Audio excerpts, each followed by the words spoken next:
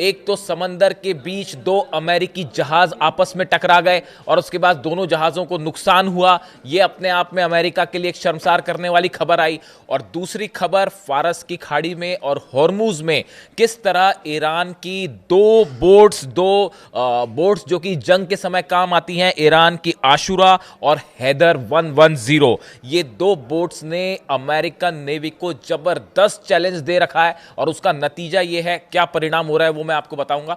पहली बात करते हैं अमेरिकी जहाज आपस में टकराए कैसे। देखिए, ये मामला कैरेबियन सी का है, ईरान से काफी दूर है, कैरेबियन सी का है, लेकिन इसका कनेक्शन भी ईरान से जुड़ रहा है। कैसे जुड़ रहा है वो मैं आपको बताऊंगा। पहले हम ये बताएं कि ये हादसा हुआ कैसे। देखिए, डिफेंस डिस्ट्रॉयर है यूएसएस ट्रेक्सटन। ये अमेरिका का एक डिस्ट्रॉयर है जो कि कैरेबियन सी में अपॉइंट था। और ऐसी भी खबरें हैं कि इसको उस ग्रुप में भी शामिल किया जा सकता था या शायद उसमें शामिल किया जाना था जो ईरान के करीब भेजे जा रहे हैं। यानी ईरान, देखिए, एक तो अमेरिका ने ये अनाउंस कर रखा है, डोनाल्ड ट्रंप ने, कि एक और एयरक्राफ्ट कैरियर आएगा। और ऐसा जो अंदेशा है कि यूएसएस गेराल्ड आर फोर्ड जो है ये ज्वाइन करने वाला है अब्राहम लिंकन को। यानी एक सिर्फ अब्राहम लिंकन कुछ नहीं कर पाया, अमेरिका ईरान का कुछ नहीं बिगाड़ सकता, तो अब दूसरा भेजने की भी जरूरत पड़ गई है। ये अपने आप में बताने के लिए काफी है कि ईरान की नेवी क्या टक्कर दे रही है। ठीक है, तो अब ये जो डिस्ट्रॉयर है यूएसएस ट्रेक्सटन, ये समंदर में चल रहा था कैरेबियन सी में। और इसी बीच जो सप्लाई एक जहाज है, इसका नाम था यूएसएनएस सप्लाई, उसका नाम ही है यूएसएनएस सप्लाई।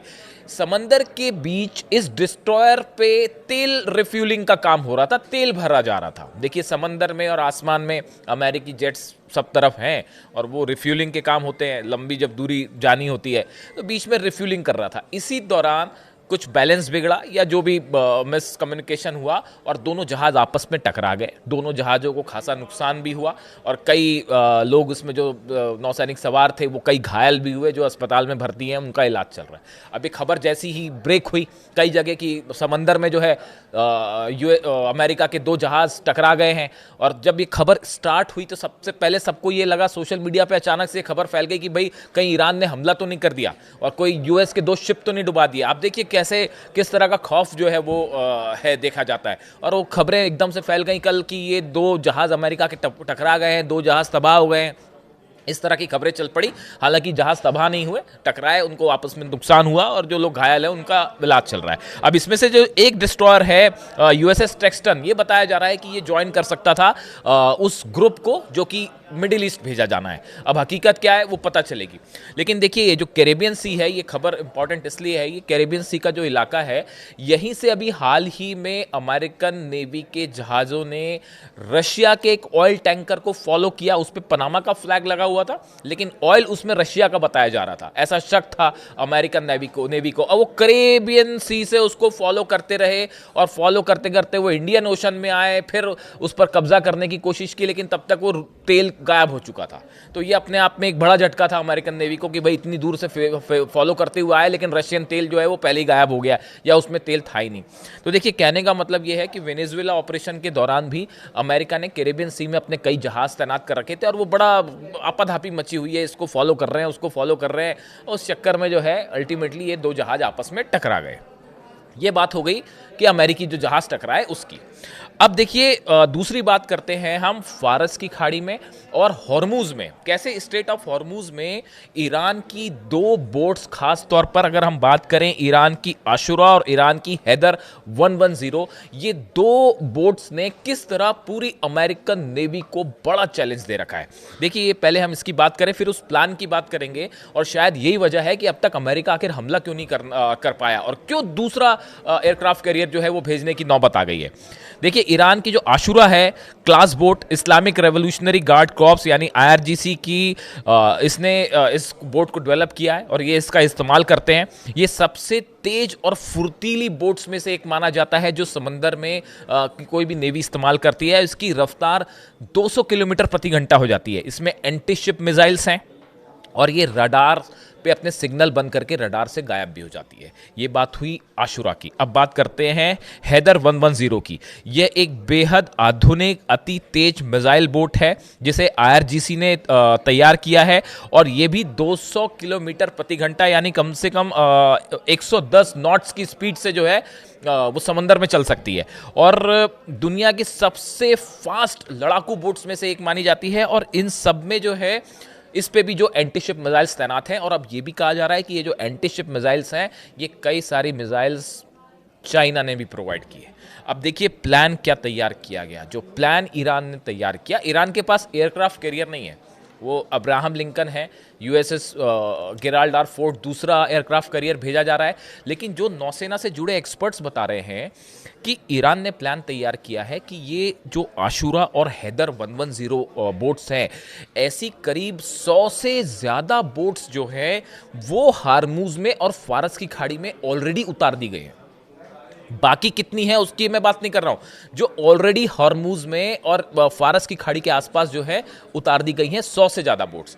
इन सब में एंटी शिप मिसाइल्स लगी हुई हैं।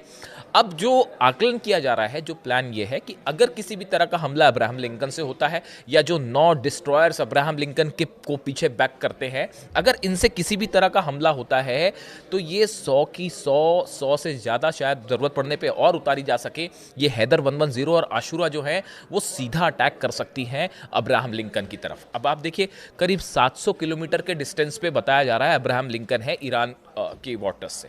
700 किलोमीटर बहुत ज़्यादा डिस्टेंस नहीं है, और ऐसे हालात में अगर 200 किलोमीटर प्रति घंटे की रफ्तार से आप देखिए कि 100 बोट्स एक साथ आगे बढ़ें, सब में एंटी शिप मिसाइल्स हैं और सब एक साथ मिसाइल्स फायर करें, तो बताया जाता है कि ईरान के डिफेंस को उसको अमेरिका के जो डिफेंस हैं उसको रोकना मुश्किल हो जाएगा, और अब्राहम लिंकन को बचाना यहाँ पर मुश्किल हो जाएगा। देखिए ये इस तरह का प्लान पहले भी एक बार आजमाया जा चुका है, जिसमें कई बार जहाज़ों को बड़ा नुकसान देखा गया समंदर में, और इसको एक प्लान खास तौर पे इस प्लान के रूप में जाना जाता है इसको। और देखिए इसके साथ अगर बैक हो जाए ड्रोन्स का भी और मिसाइल्स का भी। अब आप देखिए समंदर में, अरे फारस की खाड़ी और हॉर्मूज का वो इलाका है जो ईरान का अपना घर है, ईरान किंग है वहाँ का। आप वहाँ की एक एक चीज़ चप्पे चप्पे से ईरान वाकिफ़ है। वहाँ पे जाके उसको हराना जो है वो ऐसा है कि शेर की मान में जाके शेर से लड़ना उससे आसान मुश्किल काम है, मतलब उसी की तरह है वो कि आप जो है शेर की मान में घुसें और उसको चैलेंज करें, उससे लड़ें, मुश्किल हो जाएगी अमेरिका के लिए। अब देखिए इसमें जो है बताया जाता है कि अगर 100 बोट्स से एक साथ हमला होता है, ड्रोन्स अलग हैं, मिसाइल्स अलग हैं, अगर 100 बोट से एक साथ हमला होता है और मिसाइल्स फायर कर दी जाती हैं बैक टू बैक, और उसमें से 90 मान लीजिए मिसाइल्स जो बोट से फायर की गई हैं, 90 मिसाइल्स भी अमेरिका ने रोक दी। चलिए मान लीजिए अब्राहम लिंकन थर्ड और पेट्रियट बड़े पावरफुल है, रोक दिए, लेकिन अगर 10% मिसाइल्स भी अब्राहम लिंकन पर गिर गई तो वो अब्राहम लिंकन को डिस्ट्रॉय कर सकती हैं, ऐसा एक्सपर्ट्स बता रहे हैं कि अगर एक साथ मिसाइल्स फायर होती है, 90% भी अगर आपने मिसाइल्स को इंटरसेप्ट कर लिया, लेकिन 10% मिसाइल्स भी अगर गिरती हैं अब्राहम लिंकन पर या डिस्ट्रॉयर्स पर, तो ये बड़ा चैलेंज हो जाएगा। और देखिए यही वजह है अब तक कि एक अब्राहम लिंकन अपने आप में बताया जाता है कि चलता फिरता जो है वो पूरा युद्ध का मैदान है, उसमें तरह तरह के फाइटर जेट्स हैं, 90 तो उसमें F-35 और F-16 जेट्स हैं, मिसाइल्स हैं, टॉम हॉक मिसाइल्स हैं। इतना सब होने के बाद भी एक अगर एयरक्राफ्ट कैरियर देखिए हिम्मत नहीं कर पाया अमेरिका हमला करने की। अब गेराल्ड आर फोर्ड भी भेजा जा रहा है, और ये भी कहा जा रहा है कि शायद एक तीसरा एयरक्राफ्ट कैरियर भी पीछे से आएगा। लेकिन जो बात तय है वो बात तय ये है कि अमेरिका ने अपना डिप्लॉयमेंट और बढ़ा दिया है, खासकर नेतन्याहू और ट्रंप की मुलाकात के बाद।